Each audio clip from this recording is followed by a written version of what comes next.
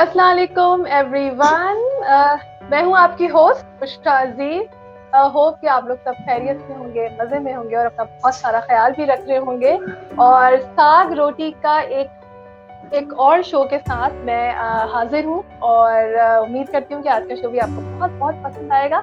जो है इसलिए भी इम्पोर्टेंट है क्योंकि साग रोटी बिलीव करता है कि love is in our food, और हम उन लोगों से ही आपको मिलवाते हैं जो जिनका कारोबार या जिनका बिजनेस जो है फूड से रिलेटेड है। हम हेल्दी फूड और हेल्दी लाइफ स्टाइल की बात करते हैं। हम वो उस लव को, उस पॉजिटिविटी को स्प्रेड करना चाहते हैं। तो जो हमारे आज के गेस्ट हैं वो बहुत स्पेशल हैं, और वो इसलिए स्पेशल है क्योंकि उन्होंने बहुत छोटी सी उम्र से एंटरप्रेन्योरशिप ज्वाइन कर लिया था। अब हम आज उनसे पूछेंगे कि क्या ऐसी चीज थी जो उनको इतनी छोटी सी उम्र में उनको ये लगा कि उनको कुछ करना चाहिए। तो विदाउट वेस्टिंग एनी टाइम, अस्सलाम वालेकुम अबू बकर। वालेकुम सलाम। और जो लोग देख रहे हैं उनको भी अबू बकर, सबसे पहले तो बहुत बहुत शुक्रिया आपका हमारे शो में आने के लिए, अपना टाइम निकालने के लिए। आपका बहुत शुक्रिया कि आप लोग हम जैसे लोग जिन लोगों को लोग जानते हैं सामने लेकर आते हैं और हमारा पैगाम लोग बिल्कुल, हमारा मकसद ही यही है कि आप इतने सक्सेसफुल हैं माशाल्लाह से, और लोग जाने कि आपने क्या अचीव किया है। तो अब सबसे पहले अबू बकर, मैं आपसे पूछना चाहूंगी कि आप थोड़ा सा अपना इंट्रोडक्शन दें। मैंने तो दिया है, लेकिन बताएं कि आपने क्या करते हैं, क्या है, थोड़ा सा इंट्रोडक्शन दिया। जरूर जरूर। मेरा नाम जो लोग नहीं जानते, मेरा नाम मोहम्मद लाला है। और शुरू से मैं बताता हूँ कि मेरी पैदाइश पाकिस्तान से बाहर उज्बेकिस्तान में, लेकिन कम हुआ मैं कराची में, तकरीबन मैंने 10-11 साल कराची में गुजारे और तकरीबन 11-12 साल ही मेरे लाहौर में। तो कराची में पढ़ा, फिर लाहौर में ओ लेवल किया, फिर दीन की तरफ थोड़ा सा गया, इस्लामिक एजुकेशन। ये सारा कुछ मैं तुझे बता रहा हूँ कि ये मेरे सारी पर्सनैलिटी है। वो मेरी ए लेवल तक की एजुकेशन भी और मेरी इस्लामिक एजुकेशन। और उसके बाद से मैंने एजुकेशन में बात करें तो मैंने यूनिवर्सिटी भी ज्वाइन किया, यूएमटी फॉर सॉफ्टवेयर इंजीनियरिंग। और मेरा ताल्लुक जो है वो एपीके से है। सॉरी, एक मिनट अबू बकर, एक मिनट। सॉरी गाइस, मेरे यहाँ तरफ लाइट चली गई है, तो मैं अंधेरे में ही नजर आऊंगी आप लोगों को, ठीक है? जी, आप कंटिन्यू करें। हाँ जी। तो मैं ताल्लुक मेरा तवाबी से है। ये जिंदगी मेरी कराची और लाहौर में। और फिर अभी फिलहाल मैं जो, क्योंकि फिर आगे मैं एक्सप्लेन करूँगा किस तरह से मैं बिजनेस की तरफ आया, लेकिन फिलहाल मेरा एक रेस्टोरेंट है लाहौर, लाला 583 के नाम से। तो उसके ऊपर जो भी आगे आती है इंशाल्लाह।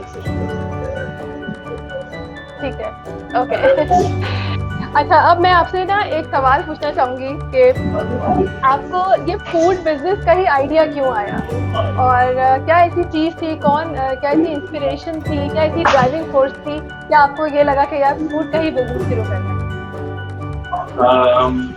अच्छा, मुझे बीच में बता दें कि हमारे पास टाइम कितना है ताकि मैं बात प्रिसाइज रखूं या डिटेल में? हमारे पास तकरीबन 30 मिनट्स तो हैं, 25 से 30 मिनट। ठीक है। अच्छा, बेसिकली मेरे वालिद साहब जो हैं वो इलेक्ट्रॉनिक मीडिया में होते हैं और ही one of the highest paid executives in Pakistan media. लेकिन उनने भी मुझे जो इतनी अच्छी जॉब पे थे और इतनी अच्छी सैलरी ले रहे थे, लेकिन उन्होंने जिंदगी पर एक ही बात बताई कि business is 8 times better than a job. एक तो उन्होंने मुझे ये चीज लिखी। दूसरी बात, उन्होंने मुझे बचपन से एक बात सिखाई कि एज डज नॉट मैटर। हमारी उम्र से फर्क नहीं पड़ता। हमारा फर्क इस बात से पड़ता है कि आप उम्र में क्या क्या है। तो इसकी बात at 15 I do something that someone is doing at 30, I and he is are equal. मतलब मैं अगर 15 साल की उम्र में वो कर जाऊँ जो 30 साल की उम्र वाला कर रहा है, तो हम बराबर स्टेज पे आ गए। I have already jump 15 years. तो ये बातें मुझे सिखाई गई। उससे जो है ना एक वो एंटरप्रेन्योरियल माइंडसेट मेरा डेवलप। फिर छोटी एज में ये शौक था, 8 साल की उम्र में कुछ ना कुछ बनाना और घर की दोस्तों को जाके बेचना कि ये 50 रुपए का ये तो वहाँ से स्टार्ट हुआ। फिर उसके बाद जब मैं कराची में था, फिर जब लाहौर आया तो 14-15 साल की उम्र में मैंने सबसे पहले मेरा जो मेरे बिजनेस में पार्टनर है शरियार रहमान, उसके साथ मिलके मैंने एक वेबसाइट लॉन्च की जिसके ऊपर हम टेक्निकल इक्विपमेंट तक करते थे। वेबसाइट डेवलपमेंट का खुद भी शॉप था, modabug.com पे थे। वो ये सारे मेरे लर्निंग जो है यहाँ पे मैं सीखता गया है। फिर उसके बाद मैंने हमने स्टार्ट किया पैसार.com के नाम से शूज। बिल्कुल, मैं आपसे यही क्वेश्चन पूछना चाहूंगी कि जब आपके पास आपके दिमाग में ये आइडिया आया, क्या कि मैं चाहती हूँ जो हमारे व्यूवर्स हैं उनको पता चले स्टेप बाय स्टेप, तो आपका वेरी फर्स्ट स्टेप क्या था? सबसे वेरी फर्स्ट स्टेप। आप फूड बिजनेस के बारे में पूछ रहे हैं? जी, बिल्कुल। लेट्स से आप फूड बिजनेस कह लें या ये एंटरप्रेन्योरशिप में, क्योंकि हम बात ही फूड बिजनेस की ज्यादा करते हैं, तो जिस तरह से आपके दिमाग में ये आइडियाज आया और फिर आपने मतलब फर्स्ट स्टेप आपका क्या था? देखें, मैंने ये चीज लर्न की है क्योंकि मैं स्टडी करता हूँ चीजों को, कि first step is always taking the first step. मतलब पहला स्टेप कोई लिखा हुआ कोई कॉम्प्लेक्स स्टेप नहीं होना चाहिए। आपने सीढ़ियां चढ़नी है, आपने निकलना है, आपने फैसला करना है। First step was the decision कि आपने कुछ करना है, ठीक है। ये देख के नहीं कि हमारे सर्कमस्टेंसेस क्या हैं, क्योंकि जब मैंने अपना बिजनेस स्टार्ट किया फूड का, तो my parents didn't know, they got to know, मतलब उनको 2 साल बाद किसी के थ्रू पता चला कि मैंने एक फूड का बिजनेस स्टार्ट किया। अच्छा, ओके। तो यहाँ पे ये भी नहीं बोला जा सकता कि मैंने उनसे पैसे लिए या मैंने उनकी दुआएं जरूर ली, लेकिन मैंने पहले 2 साल तक उनको पता नहीं चलने दिया। तो सबसे पहला स्टेप, अगर हम फूड बिजनेस की जल्दी से फूड बिजनेस की तरफ आते हैं, तो फूड बिजनेस ये था कि जब मैंने अलग अलग काम करके फेलियर देखा बार, तो मुझे ये समझ आई कि आपको बिजनेस से कोई भी चीज करनी है अपने पैशन वाली करनी है, ताकि आप उससे बोर ना। तो मेरा पैशन हमेशा से पकाने का था, खाने का। मैं किचन में घुस जाता था, कोई भी रेसिपी करके कुछ ना कुछ पका दिया जाता था। तो अगर मैं थोड़ा सा अपने व्यूअर्स को अंडरस्टैंड करने के लिए उनको जरा बताऊं कि आप लोगों के अंदर की जो कॉलिंग है, मेरा ख्याल है उसको देखने की जरूरत है, राइट? आपका पैशन क्या है? सबसे पहला तो स्टेप ये हो गया कि आप ये देखें कि आप क्या कर सकते हैं और आपको क्या पसंद है, राइट? ऐसा ही है। The right decision would be doing what you love. अगर आप मिसाल के तौर पर मैं चीज से मोहब्बत करता हूँ, मुझे वो चीज पसंद है, तो मैं और उसी से मैं अर्न भी कर रहा हूँ, तो मैं जिंदगी भर उसमें खुश रहूंगा और मैं मोटिवेटेड भी रहूंगा।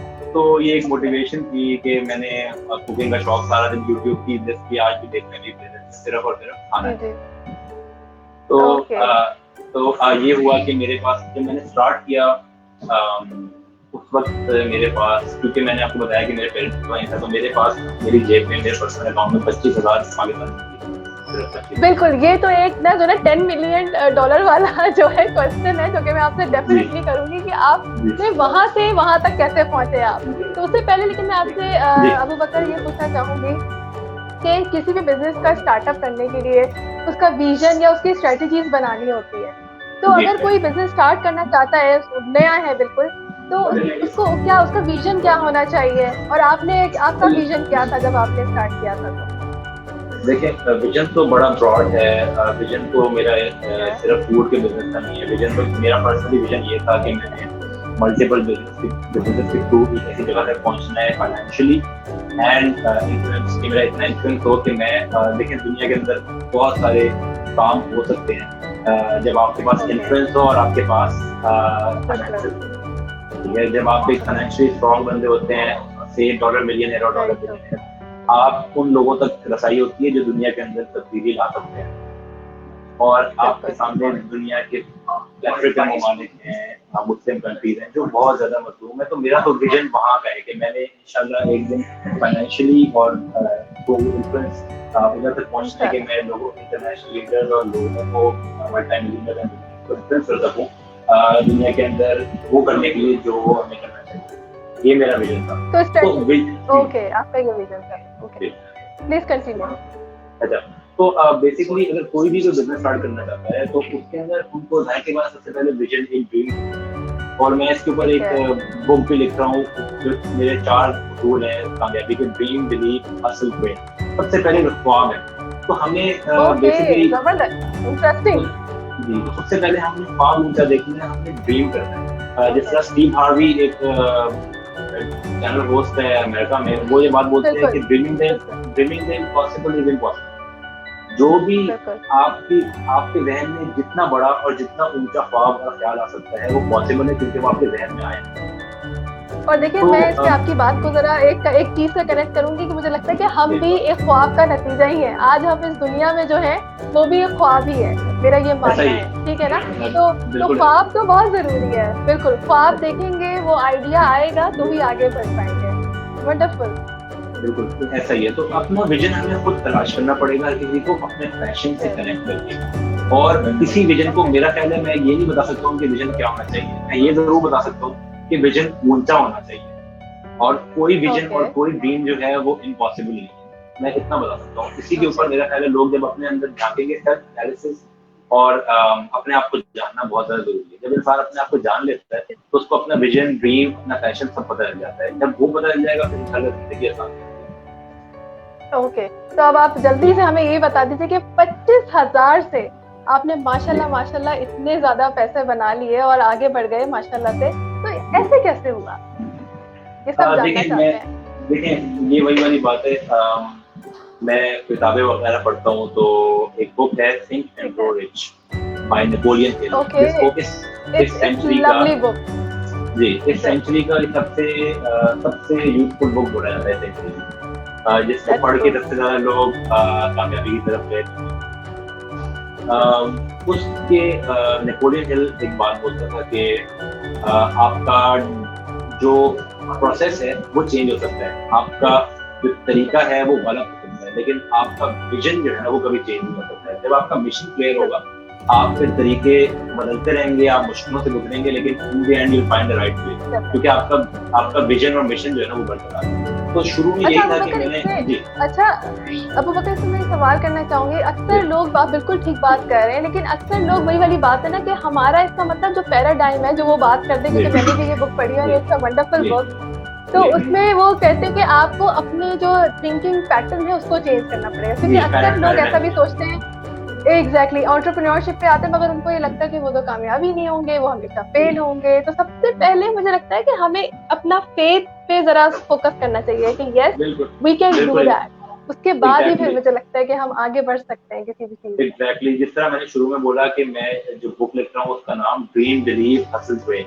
तो सबसे पहले जब ख्वाब आपने देख लिया है तो उसके बाद बिलीफ है। तो बिलीफ ये है कि अल्लाह ताला ने हमें अशरफुल मखलूकात पैदा की है। इसका मतलब है अल्लाह ताला ने हमें हर सलाहियत दे दी है और दुनिया की हर चीज के ऊपर ताकत भी दे दी है। तो अगर हम अपनी कोशिश करें और अल्लाह से मांगे तो एवरीथिंग इज पॉसिबल, और हमें तारीफ में होता हुआ नजर भी आया है। तो मेरा ख्याल है हमें मोटिवेशन लेनी चाहिए उन लोगों से जो मैं अक्सर बोलता हूँ कि हमें अपनी तारीफ से और परायों के हाजिर से मोटिवेशन लेनी चाहिए। हमारी तारीफ बहुत सक्सेसफुल है और औरों का हाजिर, दोनों से मोटिवेशन, और उधर देखना चाहिए कि कहाँ लोग जीरो से गए और कितनी ज्यादा कामयाबी तक पहुंच गए। तो मेरा ख्याल है हमें मोटिवेशन मिल सकती है बहुत सारे लोगों को। ओके, अच्छा हमने कुछ और भी सुना है आपके बारे में कि आप यूनिवर्सिटी ड्रॉप आउट हैं और आपने अपनी पढ़ाई को छोड़कर और जो है अपने ड्रीम्स को परस्यू किया है, तो इसके बारे में आप क्या कहना चाहेंगे? आप लोगों को ये कहना चाहेंगे कि पढ़ाई छोड़ देनी चाहिए? अच्छा, मैं पहले वो अपना जो स्टोरी थी बिजनेस की वो वाली करूं कंटिन्यू, या नहीं पहले मैं आपको नहीं पहले आप अपनी स्टोरी कंटिन्यू। हाँ अच्छा, मैं पहले वो, क्योंकि वो बीच में रह गई थी। अच्छा, तो बेसिकली मेरे पास 25,000 रुपए थे और साथ में एक ईमान था कि जब अल्लाह ताला कहते हैं कि जब एक बंदा हलाल घर से निकलता है तो कभी खाली हाथ नहीं लौटता। तो ये नियत करके घर से निकल गए और मैं और मेरा पार्टनर, मैंने उसको कॉल किया, मैंने बोला कि यार हम लोग हमेशा बिजनेस के बारे में डिस्कस करते हैं और कई बार हमने लॉसेस भी किए, आओ चलो ये करते हैं जिसका मेरा अपना एक पैशन भी है। लेकिन मेरे पास थे सिर्फ 25,000। और बड़ी फनी स्टोरी है कि मुझे किसी ने बताया कि जो तंदूर का बिजनेस है ना इसके अंदर बहुत पैसा है। तो अच्छा, मेरा प्लान तो यही था कि मैं अगर तंदूर बनाने के लिए जाऊंगा तो मैं वहां से अर्न करूंगा, क्योंकि एक जगह पे मेरे जानने वाले ने किसी को पैसे दिए तंदूर बनाने के लिए और he was earning 2 to 3 lakh a month from that. तो मैंने समझा कि वहां से अच्छी इनकम आए और फिर मैं एक रेस्टोरेंट बनाऊं। लेकिन अल्लाह ताला ने वो मेरा प्लान जो है ना तंदूर वाला कैंसिल कर दिया और डायरेक्ट वो हुआ इस तरह से कि मैं बेसिकली एक जगह में तंदूर पसंद करने के लिए गया, जगह से वहाँ पे मुझे पसंद आ गई और मेरे पास 25,000 रुपए तो एडवांस देने के लिए है, थॉट कि मैं कल दे के कुछ ना कुछ फिगर इट आउट। तो मैं उसको एडवांस देने के लिए गया, लेकिन वो बंदा मानने से उससे निकाल कर दिया कि मैंने आपको शॉप देखी, और उसके पास मैं 2 वीक्स तक जाता रहा। मतलब every day I would go there कि मुझे शॉप दे दो, और वो कहता था नहीं, अल्लाह ताला मुझे बचा रहा था। फिर मेरा एक दोस्त है जिससे मैंने एक जमाने में डिस्कस किया था फूड ट्रक का बिजनेस, जो फूड ट्रक है, उससे मेरी बात हुई तो ही सेड टू मी कि आपका एक food cart without the vehicle 2 lakh रुपए में बन जाएगा। तो मैंने सोचा कि यार ये तो अच्छा है। मैंने फिर लोहार को शुरू कर दिया जिसमें वो फूड ट्रक डिजाइन किया। मैं लोहार के पास गया, he gave me a quote of 1,80,000 and it ended up being 4 lakh, और मैंने उसके लिए कर्ज वगैरह पकड़ा, मैंने किया, मैंने उसको पेमेंट की, और मैंने 25,000 रुपये एडवांस दिए शुरू में। मतलब मैं ये बता रहा हूँ कि जो 25,000 रुपये थे ना, वो मेरी पूरी ड्राइविंग कोर्स थी, वो 25,000 रुपये मैंने पकड़ाए, और मैंने कहा अल्लाह ताला कर देगा इंशाल्लाह, I'll figure it out। तो मैंने, क्योंकि एक विजन था, फिर वहां से हमने स्टार्ट किया। इट टुक 1.5 to 2 years, सारे ब्लूप्रिंट्स मैंने बनाए फूड कार्ट डिजाइन हमने बैठ के उसी एक लोहार की दुकान में 1.5 साल गुजारा।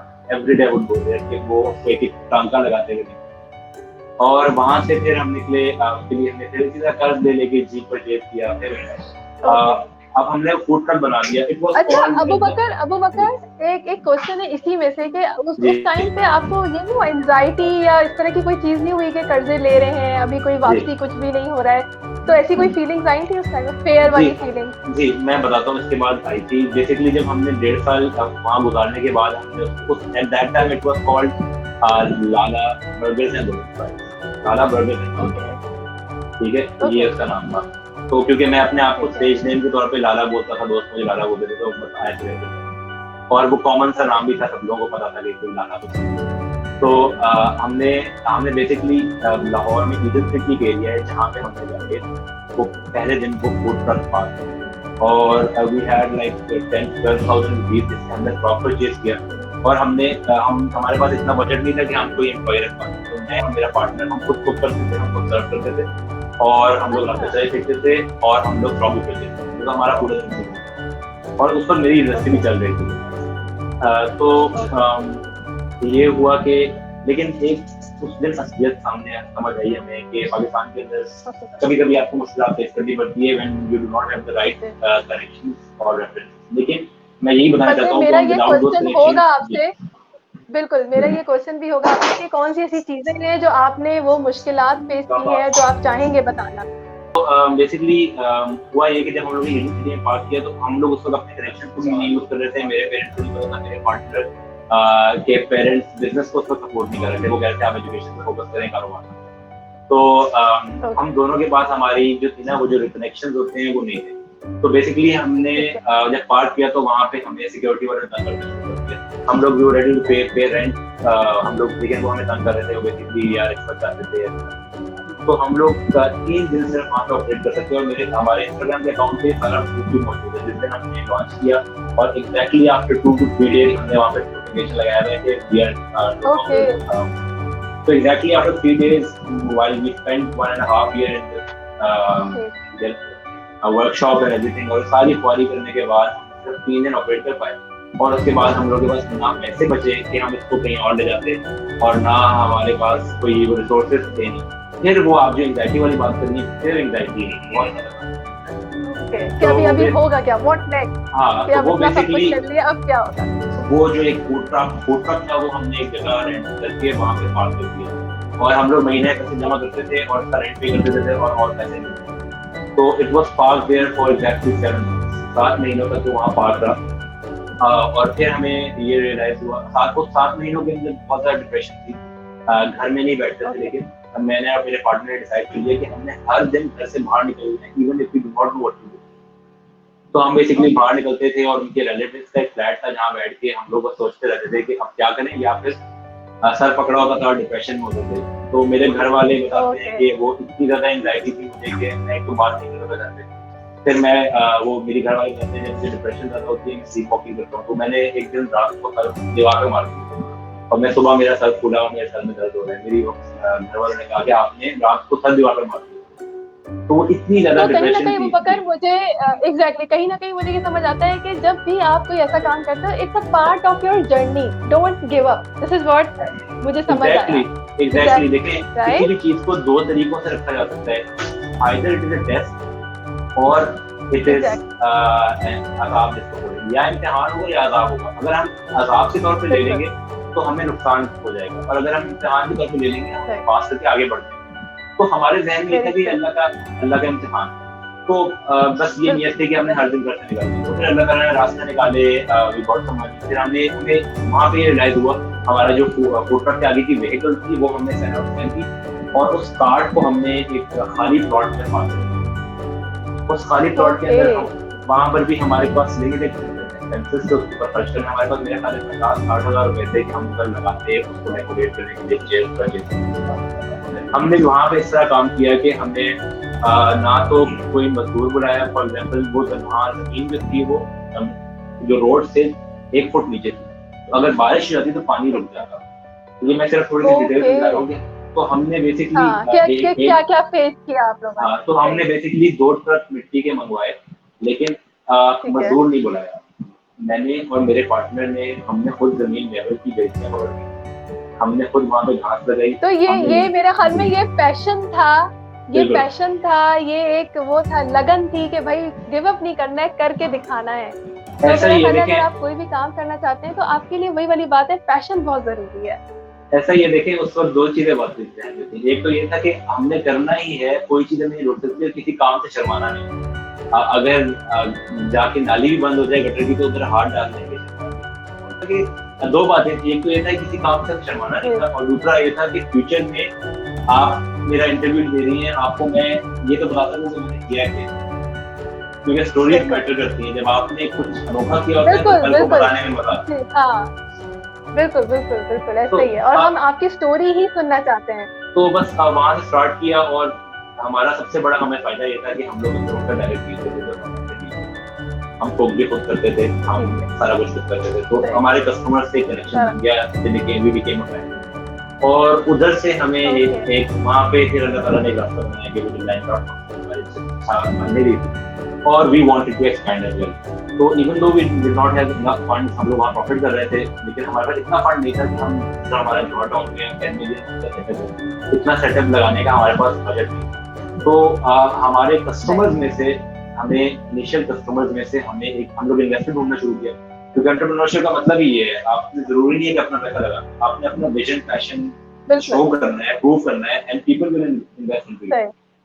तो उसमें हम कामयाब हुए। बात है वाकई, आपने बहुत अच्छी बात करी है। जो लोग हमें देख रहे हैं तो प्लीज आप लोग, जरूरी नहीं है कि आपने, जब तक आपके पास बहुत ज्यादा पैसे नहीं आएंगे तो आप एंटरप्रेन्योरशिप शुरू नहीं कर सकते, ऐसा कुछ भी नहीं है। लेकिन आपके अंदर वो स्किल्स होनी चाहिए, वो पैशन होना चाहिए। ऐसा ही है, और स्किल्स भी आप अलोंग द वे लर्न कर लेंगे, पैशन जरूरी है। बिल्कुल, पैशन जरूरी है। बिल्कुल। तो चलिए, यूनिवर्सिटी वाली बात भी आप थोड़ी सी कनेक्ट कीजिएगा इसके साथ साथ, ठीक है ना? ठीक है, मैं चाहती हूँ लोगों को ये सारी चीजें पता चले कि किस तरह से अपने ड्रीम्स को पूरा करने के लिए क्या क्या पापड़ बेलने पड़ते हैं। बिल्कुल मैं बता रहा हूँ। अच्छा, बेसिकली वो वहाँ से मैं स्टोरी वाइंड अप करता हूँ कि हमारे पास एक बंदा जिसको हम जानते नहीं थे, और वो हमारे कस्टमर थे, और उन्होंने आके, हम बेसिकली इन्वेस्टर ढूंढ रहे थे, हमें 5-6 इन्वेस्टर अल्हम्दुलिल्लाह मिल गए, क्योंकि हमने जो एक फैमिली क्रिएट कर दी थी, और अभी तक मेरे पेरेंट्स को एटलीस्ट मुझे बिजनेस का नहीं। और ये एक मल्टीपल लोगों ने इन्वेस्टर ने कहा, लेकिन एक इन्वेस्टर है जिसने हमें पहले दिन देखा था कि हम लोग एक बहुत वेल ऑफ फैमिली का एवरेज थे, लेकिन हम लोग इस तरह से काम कर रहे थे तो उस तरह से कोई वर्कर भी काम नहीं, और हमारे अंदर एक ड्राइव थी, तो वो उनको नजर आ रही थी, और वो उन्होंने हमारे साथ पूरी इन्वेस्टमेंट करने का वादा कर दिया। उस वक्त हमारी इन्वेस्टमेंट, हमारी जो 50 लाख की इन्वेस्टमेंट की बात हुई थी, लेकिन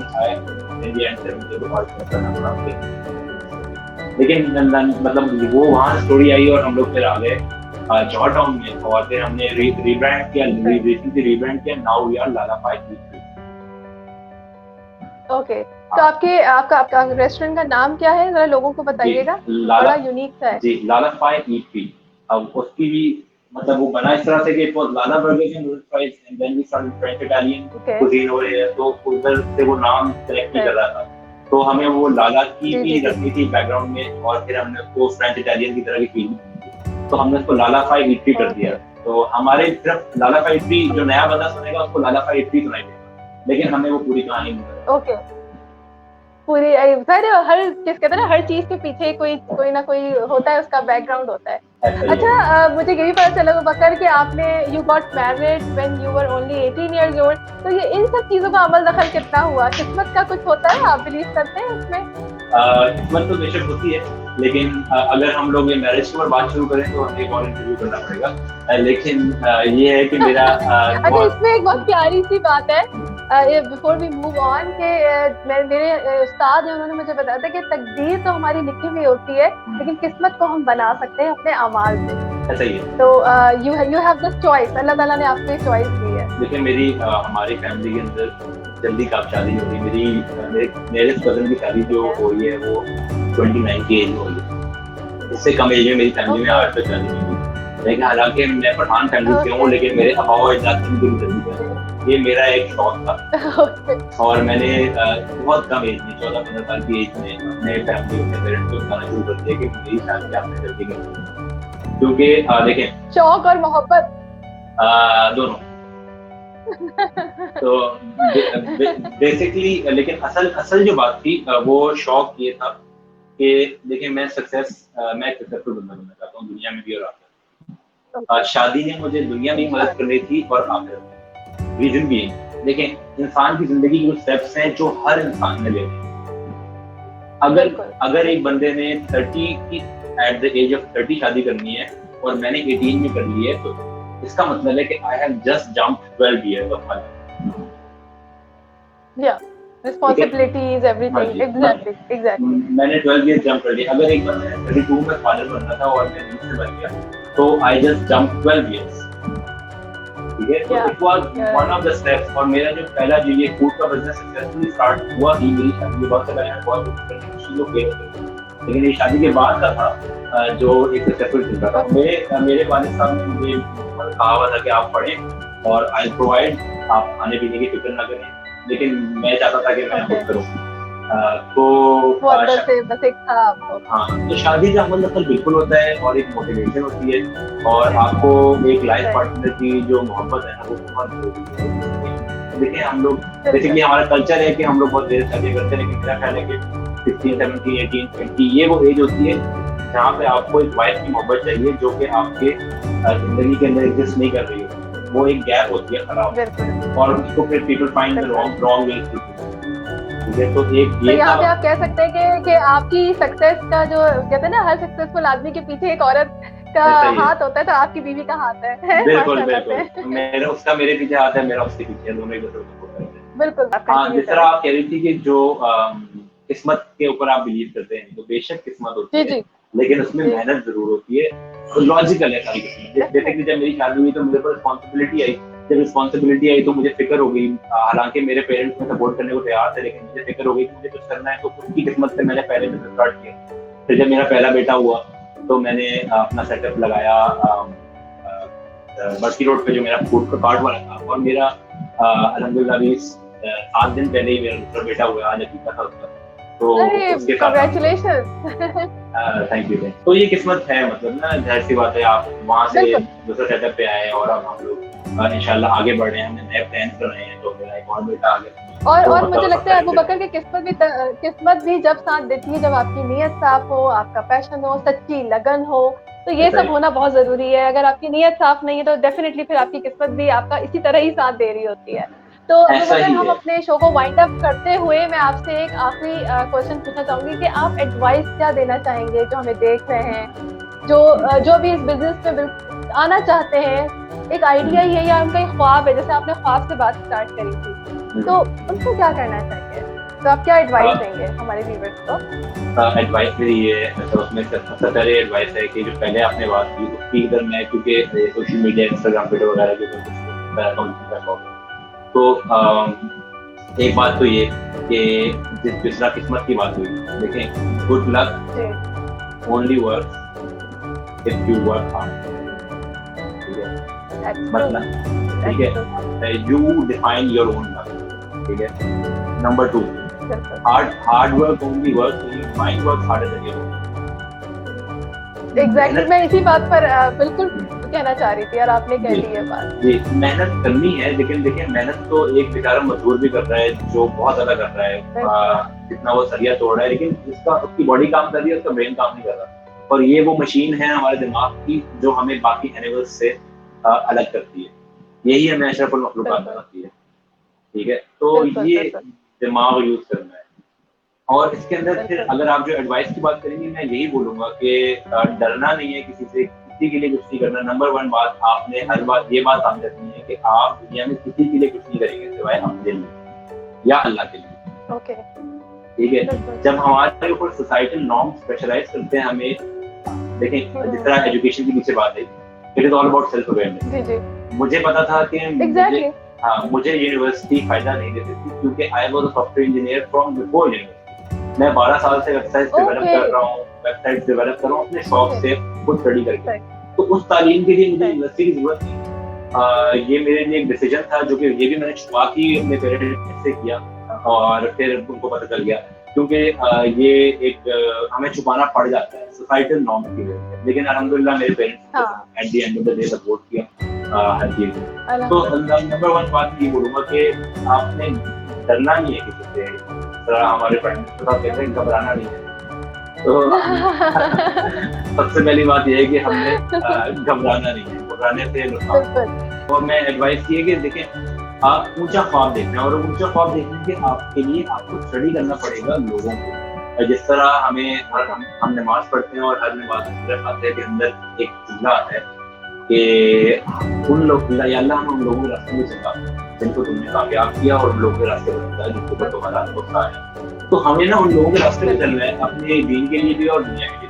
तो ये बात हमें समझने की जरूरत है कि हमें उन लोगों को स्टडी करना है, लोगों को पता नहीं है। एक छोटे से मिसाल के तौर पे सुल्तान सलाउद्दीन अय्यूबी थे जिन्हें पूरी दुनिया पता थी, जो कि एक छोटे से गांव के आम से बंदे थे। उस जमाने में शहर एक पॉलिटिशियन थे, लेकिन वो एक छोटे से गांव से निकले और वो एक जगह तक पहुंचे और उन्होंने दुनिया को तब्दील कर दिया।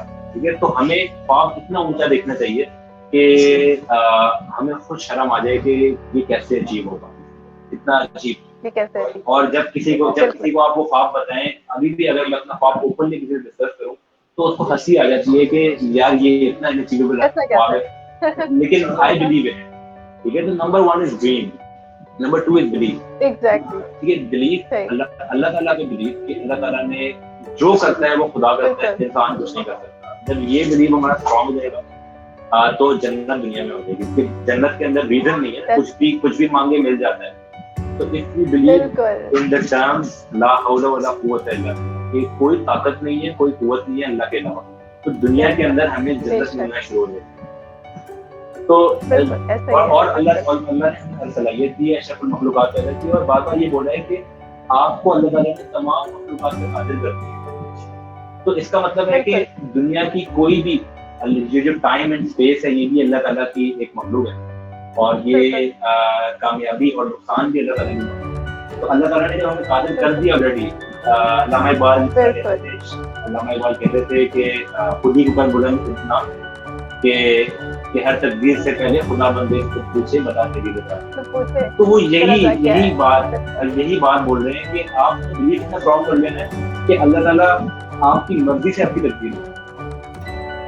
बिल्कुल, वेरी ट्रू। आपने इतनी प्यारी बातें करी हैं कि जो है ना, हमारा दिल नहीं कर रहा है कि हम आपको जो है जाने के लिए बोले, लेकिन ऑफ कोर्स शो का टाइम लिमिटेड होता है।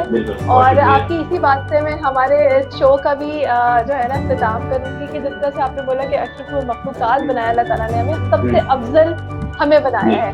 तो इसका कोई ना कोई रीजन है, कोई ना कोई पर्पस है। हमेशा सोचें कि हमारा पर्पस क्या है। देखिए, मेरा ये मानना है कि जो भी हम एंटरप्रेन्योरशिप में आते हैं या कोई भी बिजनेस करते हैं, तो उसमें जब हम अपने साथ, अपने फायदे के साथ किसी और को भी इन्वॉल्व करते हैं तो उसका बूस्ट डेफिनेटली जाता है, उसमें आप डेफिनेटली कामयाब होते हैं। हर चीज आपकी नीयत पे डिपेंड करती है। तो अपने साथ दूसरों को इन्वॉल्व भी करें, और एंटरप्रेन्योरशिप है ही यही, जब आप कोई बिजनेस या कोई कारोबार करते हैं तो उसमें आप दूसरों को फायदा ही पहुंचाते हैं। तो इसी बात के साथ, खूबसूरत बात के साथ हम अपने शो को एंड करेंगे। Thank you so much Abu Bakar, आपने हमें टाइम दिया। इंशाल्लाह हम आपके साथ फिर से सेशन करेंगे, होपफुली।